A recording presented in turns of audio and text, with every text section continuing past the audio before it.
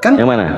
bukan kan begini kan kalimatnya, manusia bukan hidup hanya dari roti saja, tapi dari setiap firman Tuhan yang keluar dari mulut Allah. Dikatakan kan dari mulut Allah. Nah, dalam keimanan kami Tuhan itu memiliki mulut juga. Nah, saya ingin tahu nih Kang Dito, Tuhannya bagaimana Kang Dito? Aduh, kalau Tuhan Bapak ini justru nggak make sense. Kalau Bapak itu punya mulut seperti mulut kita, selebar apa kalau dia maha besar gitu loh. Kalau dia maha besar, sebesar apa mulutnya Pak? Aduh. Oh, berarti nggak ada mulut ya? Berarti nggak ada mulut ya? Ada suara juga nggak? Enggak, ini arahnya kemana Anda? Kalau membahas tentang manusia hidup tidak hanya dengan roti saja, ingat di ayat sebelumnya, iblis itu mencoba Yesus, rubahlah batu ini menjadi roti. Kan gitu? Wah, Anda kok nggak paham sih konteksnya? Benar, saya jelaskan ya. Jadi di sana kenapa Yesus diuji oleh iblis? Karena apa? Dia benar-benar firman yang telah benar-benar jadi manusia, bukan setengah manusia, tapi benar-benar jadi manusia. Ya, itu yang saya ambil tadi, para mes. Pada saat Yesus ini dicobai sama iblis, rubahlah batu ini menjadi roti. Tetapi Yesus kemudian menjawab, manusia tidak hidup dengan roti saja, melainkan firman yang keluar dari mulut Tuhan. Dia kan firman, dia makan firman. Firman makan firman, Pak. Pak, gimana, Pak? Dengarin, Pak. Iya, gimana? Itu perkataannya, itu kan dia bilang bukan manusia hidup hanya dari roti saja, tapi dari setiap firman Allah yang keluar dari mulut Allah. Oke, Yesus firman dikatakan seperti itu. Sebentar, saya jelaskan dulu. Nah, setiap manusia itu memiliki roh. Rohnya itu membutuhkan bukan makanan jasmani seperti kita. Roh itu membutuhkan firman Tuhan. Kalau dia tidak mendapat asupan firman Tuhan, roh itu nanti lama-lama jadinya jadi firman Tuhan ini roh apa Yesus, Pak? Yang betul yang mana? Bapak jangan muter-muter dong, Pak. Yang mana? Yesus. Jadi firman Yesus Tuhan berbicara ini, sana mewakili siapa? Yesus berbicara di sana mewakili siapa? Iya, saya benturkan akal Anda. Anda tadi di awal mengatakan firman yang jadi manusia. Kemudian sekarang firman itu makanan rohani. Apakah Yesus ini bukan firman jadinya? Gimana sih, Pak? Yesus di sana berbicara sebagai apa? Dia kan firman kan yang jadi manusia, betul? Firman yang telah menjadi manusia. Berarti dia jadi apa? Berarti dia jadi manusia. Jadi manusia. Apa wajar atau tidak seorang manusia membutuhkan makanan? Ya wajar lah, manusia butuh makanan. Wajar. Oke. Terus? Anda sudah menjawab. Iya, ini kan ujian. Berarti kalau ujian dari iblis jadi manusia, tiba-tiba manusia tidak butuh makanan, berarti itu firman bukan turun jadi manusia tapi jadi roh. Saya hanya mengikuti narasi Anda. Kelihatan di sini saya yang berakal atau Anda yang tidak mempunyai akal. Anda sendiri yang mengatakan bahwa Yesus itu firman yang jadi manusia. Firman yang jadi manusia ini adalah Yesus. Yesus dicobai oleh iblis. Kan begitu. Ubahlah batu ini menjadi roti. Nah, yang firman menjadi manusia ini, Yesus ini, memang makanannya roti, bahkan ikan goreng, kan gitu. Tetapi dia mengatakan, manusia tidak hidup hanya dengan makan roti saja, melainkan firman yang keluar dari mulut Tuhan. Yesus kan firman juga awalnya. Jadi firman makan firman. Gini Pak, aduh. Memang agak susah. Ini doktrinal. Kalau kita menggunakan pola berpikir secara akal, benturan. Dengar Pak.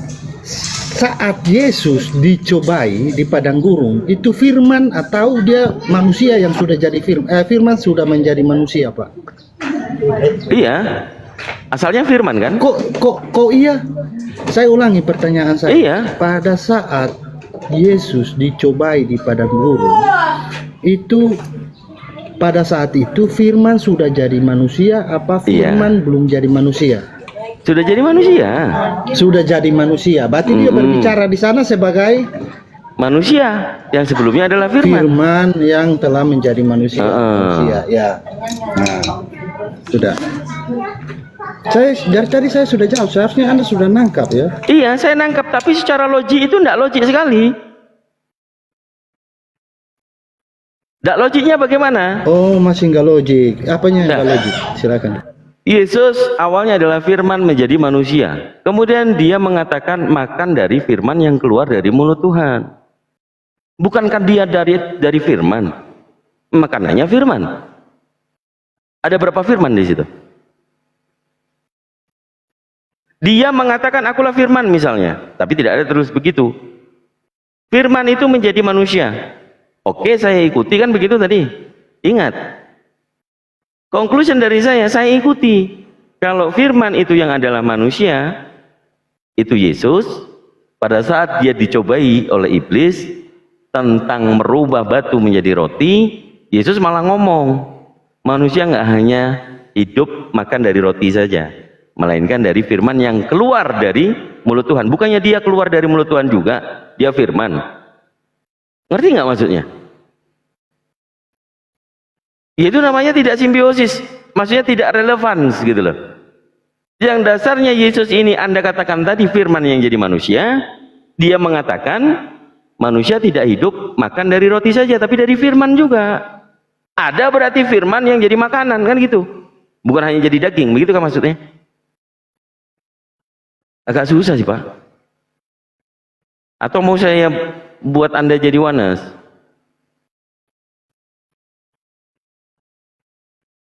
Kalau firman dengan Bapa Elohim yang disebut Allah, firman itu sama nggak dengan Bapa itu?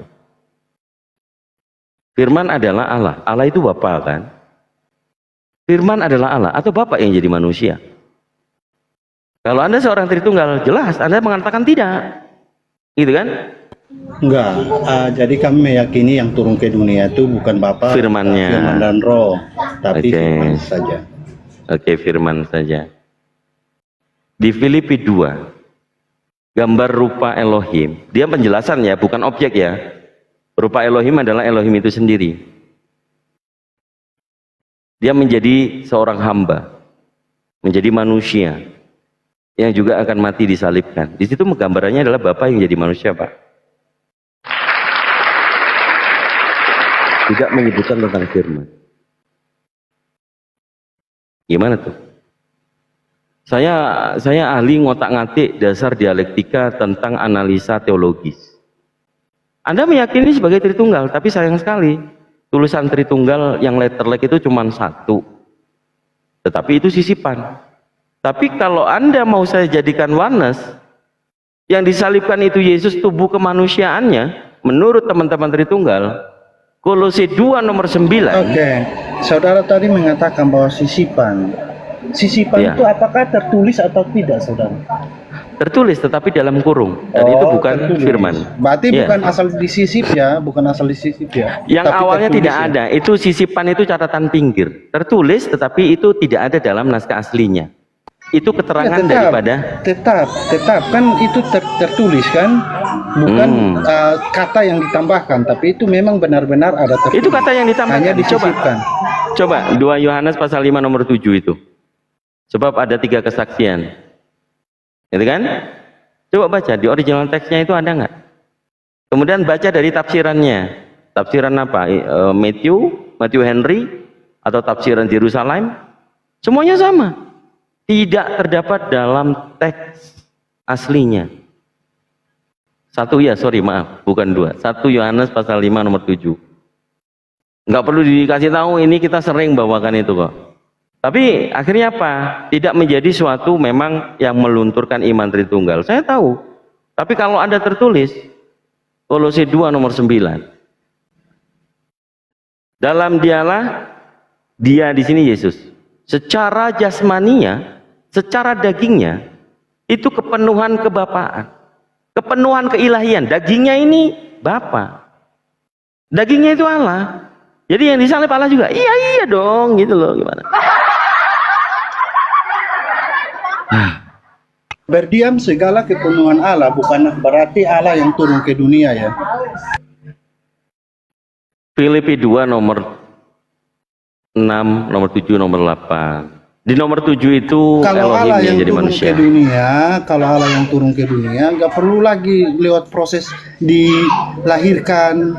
Kalau mau Tinggal turun aja. Oke, kalau mau mengambil kayak begitu, apakah Anda masih menggunakan surat-surat Paulus? Apa yang Paulus lagi? Lah kan itu Filipi tulisannya Paulus. Kenapa saudara ini salahin Paulus terus? Bukan, Anda loh yang menolak bahwa itu tulisan Filipi 2, itu tulisannya Paulus untuk jemaat Filipi. Sementara barusan Anda itu menolak, gimana sih? Anda menyalahkan tulisan itu, kan begitu paling tidak. Loh, saya nggak menolak tulisan itu. Saya mengatakan berdiam segala kepenuhan Allah bukan berarti Allah yang turun ke dunia. Bukan. Aduh, lompat lagi. Tapi firman gitu loh. Saya berbicara Filipi 2, nomor 6, nomor 7, nomor 8. Di nomor 7, ya, itu dia mengatakan menyetarakan diri dengan hamba, menjadi manusia. Dia di situ adalah Elohim. Filipi 2. Kalau yang tubuh kemanusiaannya, ini juga kepenuhan Elohim. Ini kan tulisan Paulus semua. Kolose, Filipi, Korintus, Galatia, apalah itu banyak. Itu kan tulisan Paulus semua. Iya, menyetarakan diri di manusia itu masuk karena dia itu mempunyai kuasa. Tanpa firman seorang manusia tidak bisa dia katakan utusan. Coba saudara bisa tunjukkan kepada saya di mana seorang utusan tanpa firman dia bisa dikatakan utusan Tuhan. Silakan. Enggak lari ke situ. Apakah di Filipi 2 itu ada tulisan firman? Enggak usah menipu. Jangan mengeblurkan sesuatu yang kita lagi diskusikan. Anda mengatakan di Filipi 2 itu adalah firman. Di mana ada tulisan firman? Coba tunjukkan. Kalau ada di Filipi 2 itu tertulis firman, mau saya kasih apa Anda? Atau minta saya jadi ateis gitu? Boleh? Nah, saudara tadi saya sudah bilang bahwa itu kan firman kan mempunyai kuasa. Saudara bawa ayat, saya menjawab. Saya bilang ya iya, karena firman itu mempunyai kuasa dan firman mempunyai hidup dalam dirinya sendiri. Begitupun roh, begitupun Bapa. Nah, saya bilang kepada saudara bahwa firman mempunyai kuasa itu bisa dibuktikan bahwa setiap orang yang menerima firman itu dikatakan utusan. Nah, saya minta kepada saudara tolong tunjukkan kepada saya di mana seorang manusia bisa dikatakan utusan tapi tidak menerima firman dalam keyakinan saudara. Silakan, monggo. Nah, ini ngeblurin. Justru yang saya tanya, Anda mengatakan firman mempunyai kuasa, di mana, Pak?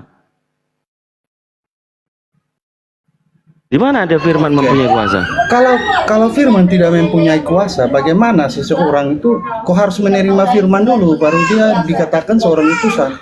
Bukannya firman sudah jadi manusia, gimana sih Anda? Kan firman sudah menjadi manusia, kenapa diungkit lagi menjadi firman bukan manusia? Gimana sih? Saya nggak ngerti pola pikir Anda gitu loh. Ya udah fokus ke firman telah menjadi manusia, apalagi Ya kan udah jadi manusia, apakah manusia ini Ya, berkuasa? silakan. Apakah manusia ini berkuasa? Iya, dia membuktikan bahwa di dalam kemanusiaannya dia memiliki kuasa juga. Oke, pada saat dia bayi, dia lagi ditimang-timang, dia mimik cucu sama maminya, dia mempunyai kuasa nggak untuk main bola kira-kira? Aduh, jangan yang kuasa yang Anda maksud seperti apa, saudara? Lah, yang namanya Apa, kuasa kalau saudara? kita berbicara Saudara? tentang tentang dengar. kekuasaan Dengar. gimana? Iya, dengar dulu, saya selesaikan. Saudara, akan sangat dikatakan tidak masuk akal firman telah menjadi manusia, lantas bayi dia lari-lari. Nah, itu berarti bukan manusia lagi, firman jadi apa? Loh, tadi Kata Anda sudah manusianya jelas. kuasa, dalam Anda dirinya ada bilang, kuasa. Ya iya, dia memiliki kuasa juga. Pada Tapi saat dia bukan bayi, bukan pada saat berarti dia bayi, masih bayi terus dia lari-lari lompat-lompat kan nggak masuk. Lah kuasanya akal. di mana Nanti dong? orang bilang, "Loh, ini manusia nggak ini?" Oh, Lah kuasanya aneh di ini, mana? Manusia aneh ini. Lah Gimana sih, kuasanya di mana dong? Anda menyebutkan tadi manusia itu memiliki kuasa. Di dalam dirinya ada kuasa. Pada saat dia ditimang, dia netek, Kuasanya di mana? Doesn't make sense, Pak. Jangan membuat kita berpikir kemudian Anda mengatakan sesuatu yang tanpa dasar gitu loh. Begini saudara. Iya, silakan. Masih banyak, Yohanes 21 ayat 25, masih banyak lagi yang diperbuat oleh Yesus. Berarti yang Yesus buat itu terlalu banyak. Ya. Maksudnya apa itu? Tapi dengar dulu. Makanya saudara baca Yohanes 25, Yohanes pasal 21 ayat 25. Masih banyak lagi yang diperbuat oleh Yesus. Tapi jika semuanya dituliskan, dunia ini tidak bisa menampungnya. Tidak semua. Aduh, kalau mau perang Yesus ayat begini, Pak. Dicatat. Oke, kalau mau perang ayat begini, Anda menunjukkan dalil di mana di situ Yesus memiliki mukjizat, ya. Tetapi kalau dia mengatakan sendiri, aku tidak dapat berbuat apa-apa atas kehendak diriku sendiri, melainkan Bapa yang berkehendak. Itu kuasanya dia sendiri atau atas izin Bapaknya? Itu benar. Itu atas izin Bapaknya enggak? Dengar, saya jelaskan. Itu sangat benar. Karena Tuhan kami itu sama seperti ini. Tuhan kami itu bukan melakukan sesuatu, perkataannya mengatakan lain. Ini Tuhan yang mana ini? Enggak, sebentar. Tuhan yang mana dulu? Buat lain. Dulu, Tuhan yang mana dulu? Tuhan yang Bapa yang memberikan kehendak atau Tuhan yang menurut Anda berkuasa? Saudara, saya kan sudah jelaskan ulang-ulang kepada saudara. Loh enggak, saya ngikutin. Kita tiktokan. Jangan kemudian Anda tiba-tiba tantrum. Sabar dulu. Anda membenarkan statement saya. Santai aja, saudara. Loh, saya juga santai. Tapi Anda memblurkan terus perkataan saya gitu loh. Saya orang paling sabar ini, memang serius. Tapi nggak apa-apa, karena diskusi ini kan kita pengennya berhikmat, tapi Anda lari-lari kan. Nah, yang Anda maksud Tuhan Anda, itu yang memiliki kehendak, atau yang dia berkata tidak memiliki kehendak dirinya sendiri, yang mana? Oke, kita bahas dulu tentang kehendak Bapa ya. Kita bahas dulu. Nanti kehendaknya sendiri saya akan tunjukkan kepada saudara. Nah, kalau kehendak yang dia minta kepada Bapa itu saat dia memberi makan 5.000 orang, terus saat dia membangkitkan Lazarus, ya kan, itu dia berdoa dulu. Nah, di sini saya akan menjelaskan begini, saudara. Tuhan kami kan sudah dari awal saya katakan, Tuhan kami adalah Tuhan yang hidup. Yaitu di dalamnya adalah Bapa Sang Sumber sebagai Sang Sumber, dan ada Roh Allah sebagai sumber segala kehidupan, ya, dan ada Firman Allah. Nah, sama seperti Kang Dito, di dalam diri Kang Dito ada jiwa, di dalam diri Kang Dito juga ada roh. Bukan berarti ada 3 Kang Dito, seperti itu. Nah, ketiga-tiganya ini melaksanakan sesuatu itu bersama-sama. Jadi Tuhan kami melaksanakan sesuatu itu selalu bersama-sama. Bukan berarti Tuhan kami, firman-Nya mengatakan demikian, yang Bapaknya berbuatnya lain, terus rohnya berbuat yang lain. Tidak seperti itu, saudara. Itu Tuhan yang tidak konsisten. Kalau Tuhan ada Tuhan seperti itu, Tuhan yang tidak konsisten. Nah, saya akan tunjukkan juga kepada saudara di mana kuasa firman itu. Tadi dari awal saya sudah tunjukkan bahwa firman itu mempunyai kuasa, yaitu dengan seorang manusia menerima firman, dia bisa dikatakan utusan. Itu salah satu kuasanya, kuasa firman itu. Nah, tapi saya ingin jelaskan kepada saudara bahwa itu saat Yesus menyembuhkan orang lumpuh, itu dia mengatakan bahwa dosamu sudah diampuni. Itu tanpa dia berdoa, saudara. Tanpa dia berdoa, dia mengatakan dosamu sudah diampuni. Baru dia bertanya kepada ahli Taurat, kan bilang, emangnya siapa dia? Dia menghujat Allah. Bukankah cuma Allah yang mengampuni dosa?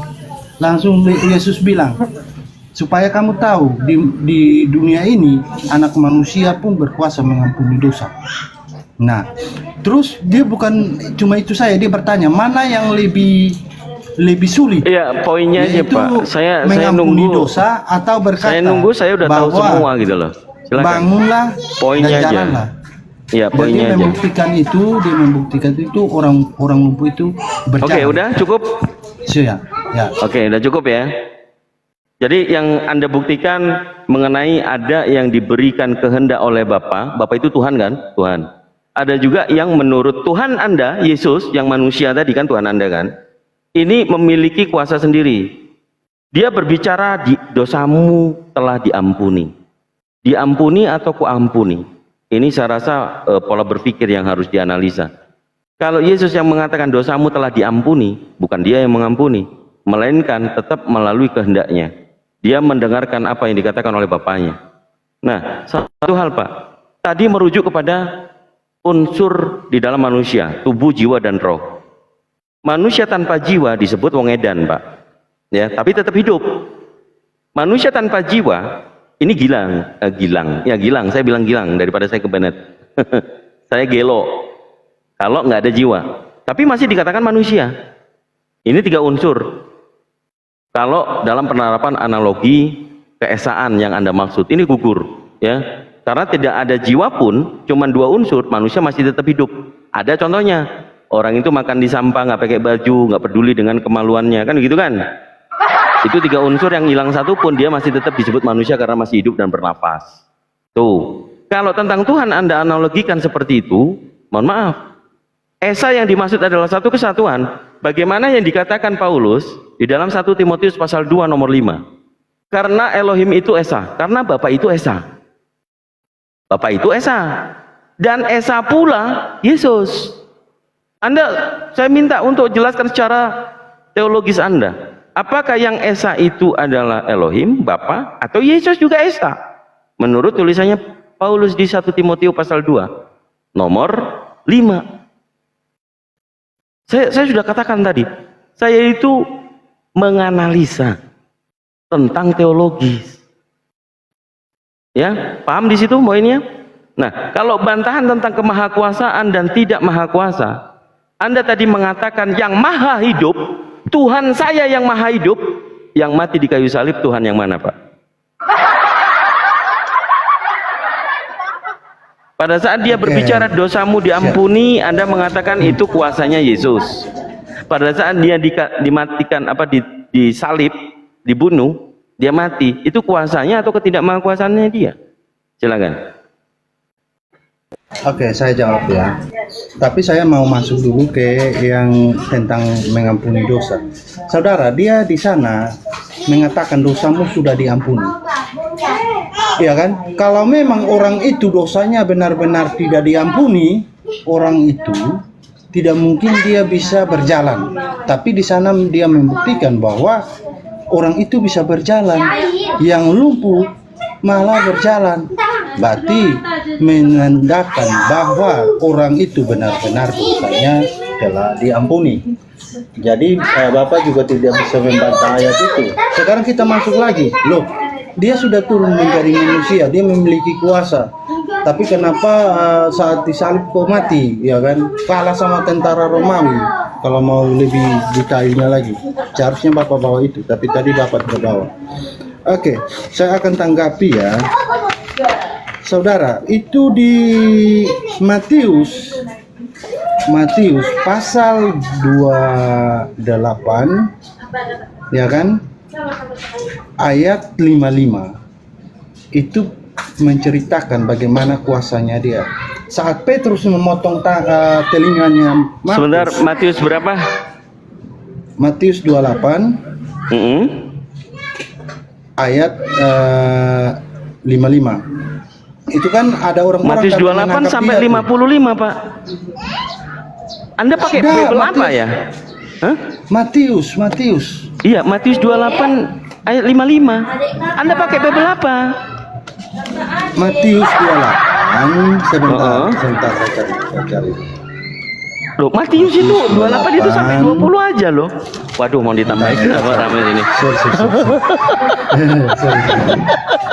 Matius 28 itu ayat ini berapa ya? Bentar. Saat ada itu tuh yang pas Yesus ditangkap itu loh. Pas saya nggak ada satu device lagi ini. Ya pokoknya pada saat Yesus ditangkap itu kebangkitan Yesus sebentar. Yesus disalibkan. Yesus ya udah saya kasih tahu Matius 27. 27. Oh, bukan 29. Yang ke berapa nih? Pokoknya di situ dah. Nah, itu pada saat Yesus ditangkap, itu kan di ayat 55-nya itu Yesus sudah mati di ayat keberapanya, batas 27 sampai ayat itu sampai ayat 31 ya. Yang ayat 32-nya Yesus sudah disalibkan. Ini Yesus diolok-olok. Yang penangkapannya pokoknya pas penangkapannya. Nah, itu saya satu device Yesus saya cari ya. Yesus ditangkap di ayat 47-nya. 47 ya. Di ayat 47 itu saudara bisa lihat di sana, itu saat dia ditangkap, itu Yesus berkata bahwa akulah dia. Ya kan? Itu ada Matius apa Markus ya? Ntar saya cari dulu.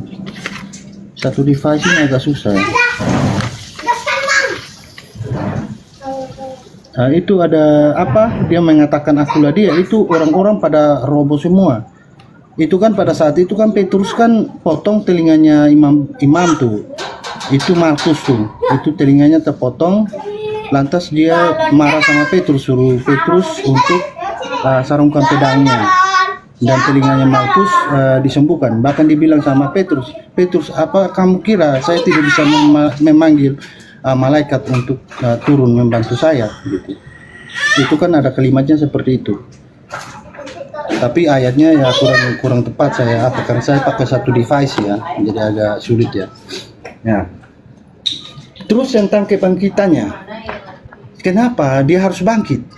Apabila Tuhan kan, kalau kita bermain logika kan Tuhan kan tahu tuh bahwa kalau dia hanya sebatas utusan, seharusnya dimatiin terus. Karena apa? Karena setiap manusia itu pasti kan akan mati. Setiap manusia kan pasti mati. Tapi di balik kematian itu Tuhan menjanjikan bahwa di balik kematian itu ada kebangkitan. Kok malah Tuhan sudah tahu ini utusan ini hanya sebatas utusan disembah nanti kelak, kok malah dibangkitkan. Sudah dibangkitkan lagi di akhir zaman kan nanti ada penghakiman tuh, dia lagi yang menghakimi. Setelah penghakiman kan ada terangkat tuh, kok dia lagi yang diangkat dan disaksikan. Itu yang membuat saya tidak habis pikir ya.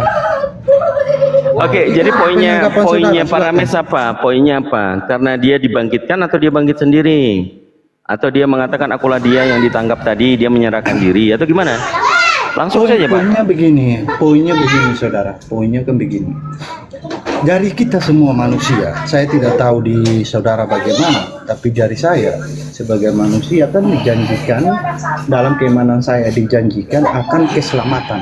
Jadi di balik kematian itu ada satu pengharapan bahwa saya akan pada akhir zaman saya akan bangkit. Setelah bangkit saya akan dihakimi. Setelah dihakimi saya akan diangkat ke surga.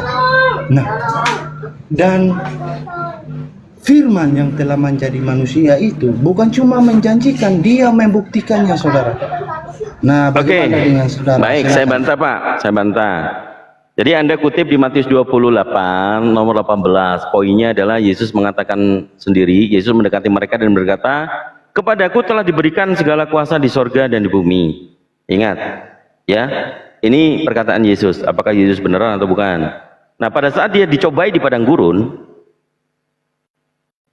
iblis itu mengatakan menjanjikan akan diberi kuasa. Apakah di situ Yesus menerima? Mau menerima kuasa dari iblis? Pak, mohon maaf ya, saya lihat Anda juga menghafal atau mencari dalil-dalil aja belepotan, bahkan mengatakan Matius sampai 55 tadi. Ini Anda kurang literatur. Mohon maaf sekali. Saya nggak bilang seperti itu. Saya bilang sampai 28 ayat 55 itu perkataan saya. Ya saya kan nggak pakai apa, saya pakai satu device saja. Iya, pada saat Yesus dijanjikan atau waktu digodai di padang gurun oleh iblis, Iblis menjanjikan sesuatu, ya kan? Untuk menyembah iblis dia akan memberikan segala kuasanya. Ingat di 1 Yohanes pasal 5 nomor 19. Di situ dikatakan segala kuasa di bumi ini diberikan kepada si jahat. Si jahat itu iblis, Pak. Pada saat Yesus dikodai di padang gurun, Yesus tidak menerima apa yang dikatakan oleh iblis karena itu pencobaan. Kok tiba-tiba Yesus ini mengatakan kepadaku telah diberikan segala kuasa di surga dan di bumi. Bukankah ini tadi perkataan yang sama yang diberikan oleh iblis? Pak, kalau mengenai penangkapan, Anda sudah membaca dalilnya. Akulah dia. Apakah Yudas bersama dengan tentara Romawi? Waktu Yesus hidup, tidak ada yang mengenali wajah Yesus. Itu, Pak. Jadi dalil itu justru menguatkan kalau yang mereka tangkap bukan Yesus. Sampai Yesus harus berbicara 3 kali, akulah dia, akulah dia. Ketiga kalinya Yudas dan tentara Romawi jatuh ke belakang. Ini menurut Lukas, Pak, bukan Matius. Ditandai dengan ciuman kudus. Tetapi di Markus tentang penangkapan, pahami, Pak. Markus 14 nomor 49. Itu dikatakan Yesus yang berbicara sesuai dengan nas kitab suci yang tertulis. Nomor 50-nya, semua murid pergi melarikan diri. Tidak ada satupun yang tertinggal. Otomatis yang di situ tinggal Yesus dan Yudas. Ya kan? Di nomor 51, Markus mengatakan ada seorang pemuda mengenakan kain lenan mengikuti dia, mengikuti yang ditangkap. Apakah dia di situ Yesus? Kalau itu Yesus, maka siapa seorang pemuda mengenakan kain lenan itu? Apa urgensinya penulis mengatakan pemuda yang lain itu kemudian dia hendak ditangkap juga, tetapi dia berhasil selamat? Nah, satu pertanyaan yang mendasar, statement aja lah, aku nggak mau bertanya. 4 gospel yang menerangkan satu-satunya tokoh yang mengenakan kain lenan adalah Yesus. Yohanes 13 nomor 4, Yesus mengenakan kain lenan. Apakah seorang pemuda itu Yesus? Kalau seorang pemuda itu yang mengenakan kain lenan Yesus, Yesus yang selamat meskipun dikatakan lari dengan telanjang, it's okay. Yang jelas bukan Yesus yang ditangkap, melainkan Yesus yang lain. Sehingga peristiwa penyalipan, kemudian tentang dia di mahkamah, di situ juga ada Yesus yang sudah keluar, kemudian ada yang menanyai Yesus di dalam. Kemudian ada muncul lagi Yesus Barabas. Lupa. Inilah yang dikatakan di dalam Al-Quran kami.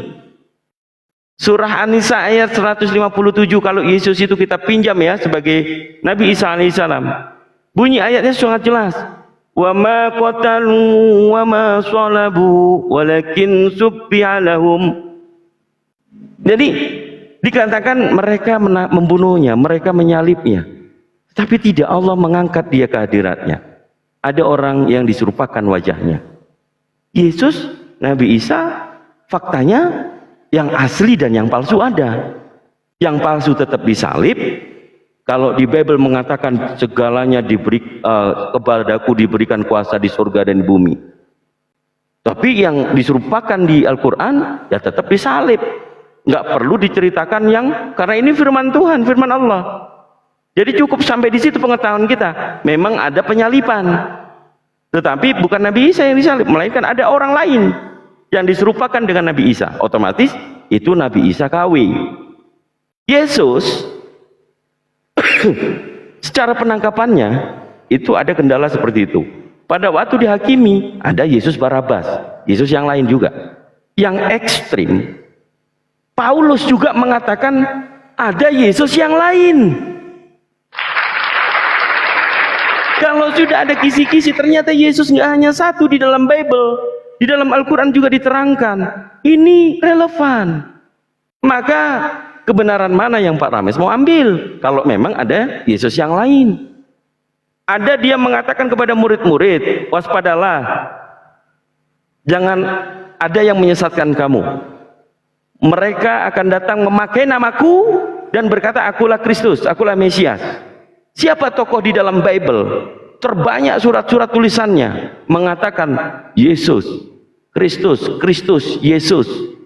Mendapatkan firman bukan dari manusia, melainkan dari Yesus. Memakai nama Yesus. Dia juga mengatakan dari Paulus, hamba Kristus Yesus. Dia mengakui, akulah Kristus Yesus. Poin ini Pak.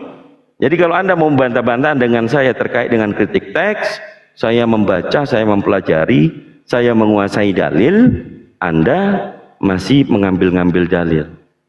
Saya tidak memaksakan iman, tidak menyerang iman. Tetapi di sini kita belajar, Pak, yang rasional dengan irasional itu kelihatan. Kelihatan dari mana? Yang imani saja dengan yang berakal itu berbeda. Jadi mohon maaf sekali lagi, dari teologis tadi ia mengandung dari Roh Kudus. Doesn't make sense, Pak. Itu bisa ada opportunity atau potensi menghujat Roh Kudus, tetapi dikatakan jangan menghujat Roh Kudus. Sementara tulisan ini ia mengandung dari Roh Kudus. Menghujat tidak, Pak?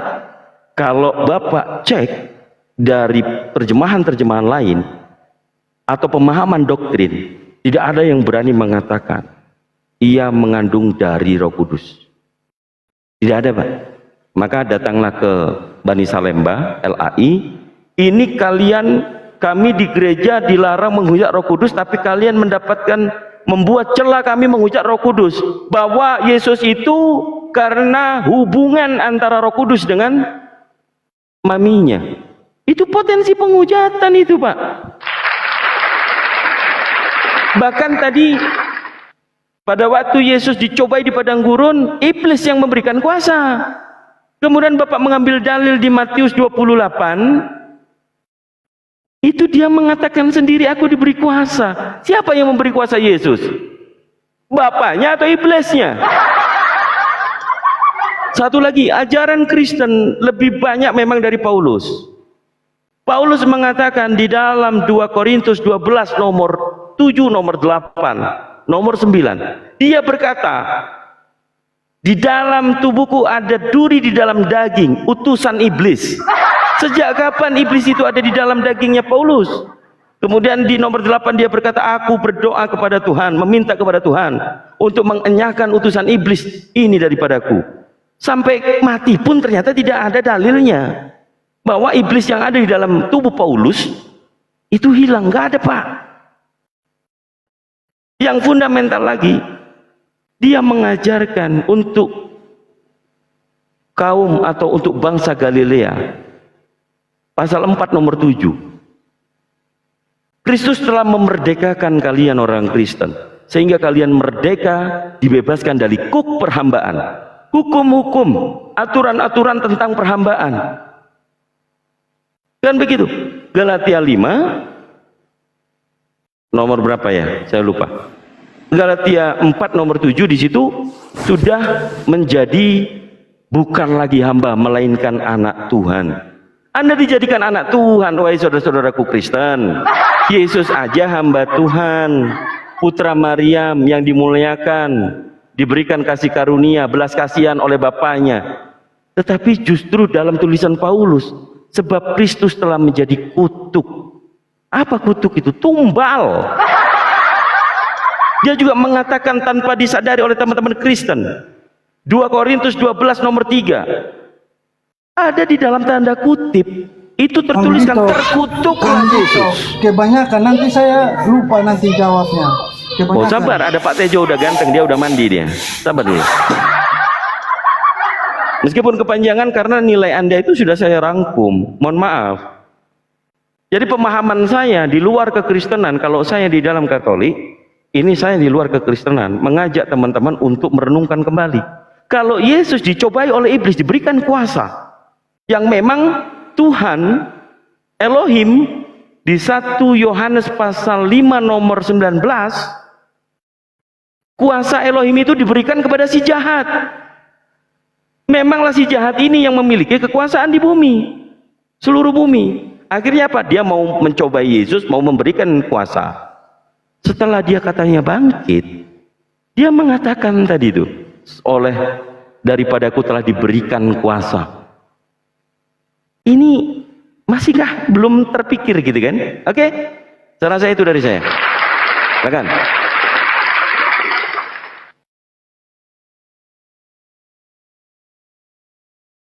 Ini banyak sekali ini. Ya apa?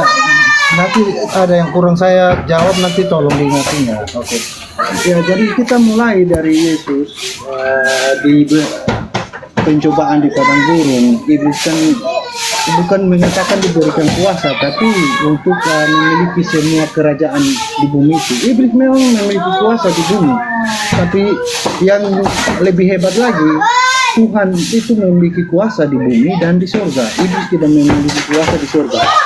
Ya, jadi itu kelebihannya, ya, perbedaannya. Ya bisa dibedakan. Nah, tentang Paulus duri dalam daging itu adalah satu penderitaan yang dialami Paulus saat dia menginjil.